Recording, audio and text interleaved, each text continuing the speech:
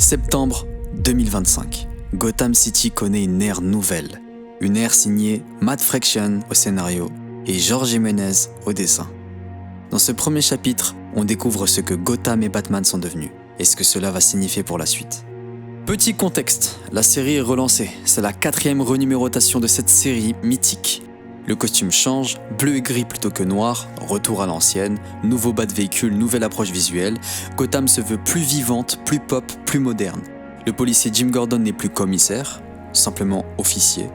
Le maire et la police affrontent désormais les justiciers. Batman, lui, évolue sur un terrain glissant. Et puis, il y a cet ennemi très connu, Killer Croc. Plus sauvage, plus enfantin dans l'esprit, mais aussi plus brutal que jamais. C'est donc dans ce contexte que le Chevalier Noir répare pour un nouveau combat.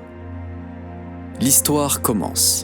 2 agents de la police de Gotham, dont Gordon, interceptent un camion de Midvan attaqué en pleine nuit par une silhouette monstrueuse. Pendant que la ville s'agite, Batman observe depuis l'asile d'Arkham Towers, accompagné de la docteure Zeller.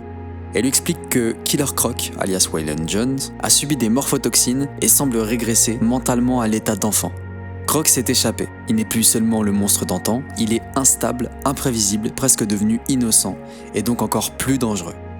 Batman se lance alors à sa poursuite. Il vole dans le ciel de Gotham, fonce dans sa Batmobile futuriste et sauve quelques passants des criminels qui infestent la ville. Il finit par arriver au musée, où Croc rôde dans le silence. Sur place, il inspecte l'endroit, accompagné d'un hologramme d'Alfred Pennyworth, une intelligence artificielle un peu troublante. Le chevalier se prépare au combat, mais au lieu d'attaquer, il s'arrête. Batman retire son masque, après qu'Alfred lui ait fait remarquer que Croc semblait être comme un enfant seul. Alors il s'assoit et parle à Killer Croc, presque en égal. C'est là l'un des signes forts de ce numéro.